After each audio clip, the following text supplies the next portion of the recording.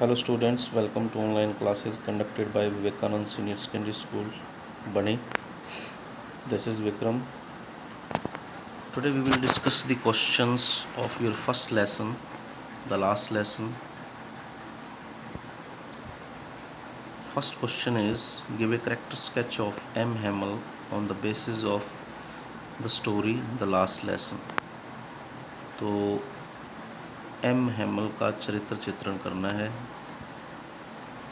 M. Hamel was a teacher of French language. M. Hamel French भाषा के teacher थे. He was a teacher at a school in the French districts of Alsace and Lorraine.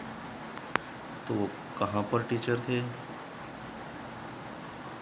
French की districts else's और लोरेन के एक school के अंदर. He was a very strict teacher. बहुत ही ज़्यादा स्ट्रिक्ट टीचर थे, सख्त टीचर थे. Everyone was afraid of him. हर कोई उनसे डरता था. He could not tolerate any indiscipline in his class. वो अपनी क्लास में कोई भी अनुशासनहीनता बर्दाश्त नहीं करते थे, सहन नहीं करते थे, सहन नहीं कर सकते थे. French was his student. French उसका स्टूडेंट था. He was also afraid of him. वो भी उनसे डरता था. But M Hamel had a kind heart. लेकिन एम हेमल का दिल बहुत ही दयालु था. काइंड हार्टेड पर्सन थे वो. He loved his country and it's people. वो अपने देश और उसके लोगों से प्यार करते थे.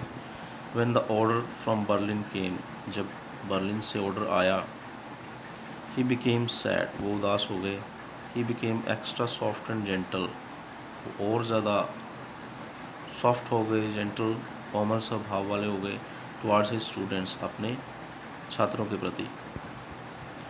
When French came late, जब फ्रेंच लेट आया, he did not scold him for coming late. उन्होंने उसको डांटा नहीं लेट आने के लिए. He did not use his ruler when French got mixed up and confused. उन्होंने अपने स्टिक को यूज़ नहीं किया जब फ्रेंच मिक्सड अप में आंसर देने में अटक गया, आंसर दिया नहीं गया, उससे कंफ्यूज हो गया. He considered French as the most beautiful language in the world. तो वो क्या कहते हैं? वो कहते हैं कि फ्रेंच भाषा जो है बहुत ही ज़्यादा सुंदर है इस संसार के अंदर. He asked the people to guard it among themselves and never to forget it. वो लोगों को क्या कहते हैं कि इसको संभाल के रखो अपने बीच में और कभी भी भूलो मत. He had the qualities of a true patriot. उनके बीच में क्वालिटीज़ थी एक सच्चे देशभक्त की, सच्चे देशभक्त की भी क्वालिटीज़ थी. When the order from Berlin came, जब बर्लिन से ऑर्डर आया, he wore the best clothes in honor for his last lesson. तो उन्होंने अपने बेस्ट क्लोथ्स पहने अपने अंतिम लेसन के सम्मान में. On that day all the villagers came to school. उस दिन सभी गांव वाले स्कूल आए थे. They were sitting on the back benches in the class. वो पिछले benches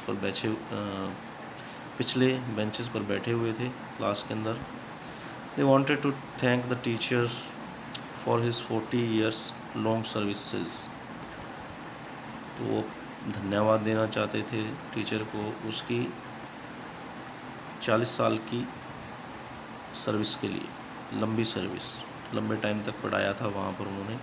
According to the order from Berlin, German language would be taught in the schools of Alsace and Lorraine. अब बर्लिन के order के according else's और लोरेन में German पढ़ाई जानी थी.